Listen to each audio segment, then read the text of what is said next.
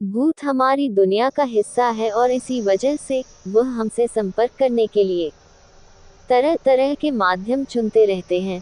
लेकिन आज तकनीक बदल चुकी है और भूत भी अपने संपर्क साधने के तरीके तकनीकी करना चाहते हैं, इसी से प्रेरित होकर। भूत का नंबर, गोस्ट नंबर, भूत या कहानी, हॉरर स्टोरी इन हिंदी लिखी गई है। मुझे पूरी उम्मीद है कि आपको ये कहानी पसंद आएगी। शहर में एक अजीब अफवाह फैल रही थी कि लोगों को भूत का फोन आ रहा है, और कई लोगों ने अपनी मोबाइल स्क्रीन पर भूत का नंबर, गोस्ट नंबर तक दिखाया। लेकिन किसी के पास कोई तथ्य नहीं है जिनसे ये साबित किया जा सके कि उनकी बातों में सच्चाई है। लेकिन जब तक ये केवल मजाक तक सीमित था, तब तक तो लोग इसे हल्के में ले रहे थे।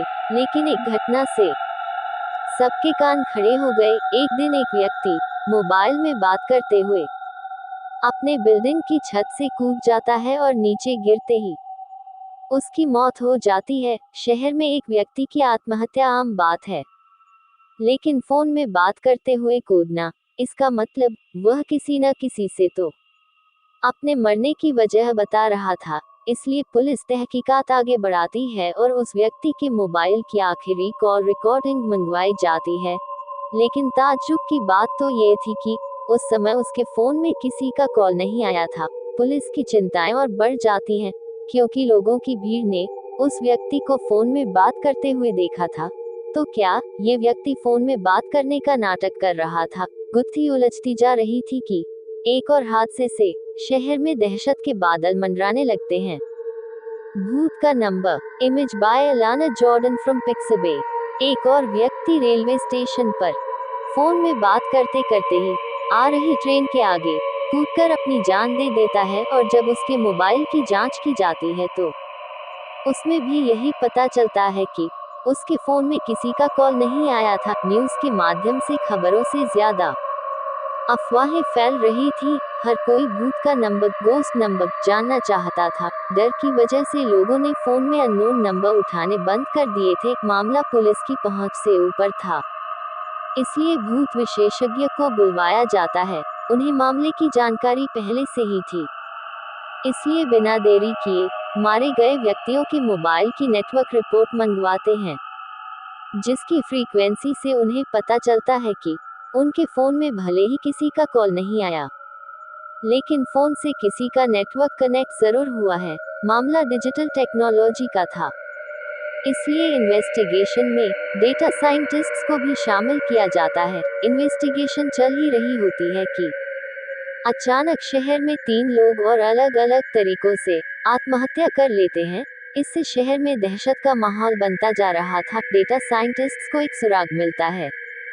जितने भी लोग मारे गए हैं, सभी के मोबाइल में एक वेबसाइट का लिंक पाया गया है। उस वेबसाइट में बहुत से भूतिया मंत्र लिखे हुए हैं और उन्हीं मंत्रों में एक भूतिया नंबर भी है, जिसके माध्यम से रिकॉर्डेड मैसेज भेजा जाता है, और मैसेज को सुनते ही कोई भी व्यक्ति सम्मोहित होकर अपनी जान दे देता है।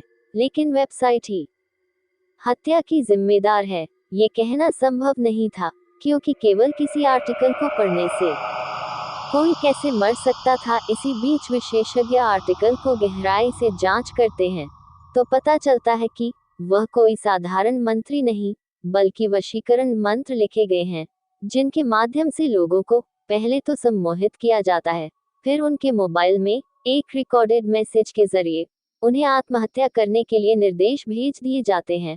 पुलिस को हत्या के कारण का तो पता चल गया था, लेकिन इसके पीछे कौन है, यह अभी जानना बाकी था। तभी डाटा साइंटिस्ट वेबसाइट को ट्रैक कर लेते हैं। यह एक कॉलेज का हॉस्टल था। वेबसाइट की लोकेशन का पता चलते ही पुलिस हॉस्टल के कमरे को घेर लेती है और उस लड़के को गिरफ्तार कर लिया जाता है, जिसके कंप्यूटर से यह वेबसाइट चलाई जा रही थी। लड़के के कमरे में बहुत से कॉकरोच, कीड़े मकोड़े और मरे हुए चूहे गिले हुए थे। वह किसी जानवर की तरह उस कमरे में रह रहा था। दरअसल उसे देखने से ऐसा लग रहा था कि उसकी मानसिक हालत ठीक नहीं है। हॉस्टल में पुलिस को देख मैनेजमेंट के कर्मचारी भी पहुंच जाते हैं, लेकिन उन्हें अंदाजा भी नहीं होता कि इस कमरे में कोई रहता है। क्योंकि यह कमरा तो पिछले 2-3 महीनों से खुला ही नहीं था। लड़के को पूछताछ के लिए थाने लाया जाता है। लड़के का बर्ताव बहुत डरावना था। वह आसपास के लोगों को खरोंचने को दौड़ रहा था। बड़ी मुश्किल से पुलिस उसे काबू करते हुए कुर्सी से बांध देती है। पुलिस ऑफिसर उससे एक एक करके कई सवाल पूछते हैं, लेकिन वह उनके किसी भी सवाल का जवाब नहीं देता। पुलिस ऑफिसर थोड़ा सख्ती से पूछताछ करने का प्रयास करते हैं, लेकिन वह कोई प्रतिक्रिया नहीं देता। पुलिस ऑफिसर भूत विशेषज्ञ को लड़के से पूछताछ करने को कहते हैं। भूत विशेषज्ञ को पहले ही पता था कि वह लड़का साधारण स्वभाव का नहीं है। पक्का किसी प्रेतात्मा ने उसके ऊपर कब्जा किया है। भूत विशेषज्ञ अपने यंत्रों से लड़के को अपने काबू में करते हैं और उसे एक एक करके सवाल पूछना शुरू कर देते हैं। लड़का जोरदार आवाज में जवाब देता है और 1 घंटे की पूछताछ के बाद पता चलता है कि उसके अंदर उसी के दोस्त का भूत आ चुका है, जिसने 3 महीने पहले आत्महत्या की थी। दरअसल वह मानसिक तनाव से गुजर रहा था, जिस वजह से उसने मौत को गले लगा लिया। वह उसी कमरे में मरा था जहां से पुलिस ने उस लड़के को गिरफ्तार किया था। वह अपने दोस्त के शरीर के अंदर प्रवेश करके लोगों की हत्याएं कर रहा था। उसी ने वह वेबसाइट बनाई थी, जिसे अब वह उस लड़के के शरीर के अंदर रहते हुए चला रहा था। सच्चाई का पता चलते ही भूत विशेषज्ञ लड़के के शरीर से भूत निकालने की प्रक्रिया प्रारंभ कर देता है, जिसके लिए वह उसी कमरे में जाते हैं जहां वह लड़का मरा था, और वहां वह अपने इलेक्ट्रॉनिक डिवाइस के माध्यम से लड़के के ब्रेन से भूतिया आत्मा बाहर कर देते हैं। लड़का वही बेहोश हो जाता है। 12 घंटे तक बेहोश रहने के बाद जब उसे होश आता है तो वह धीरे धीरे सामान्य होने लगता है। डाटा साइंटिस्ट वेबसाइट को अब डिलीट कर चुके थे।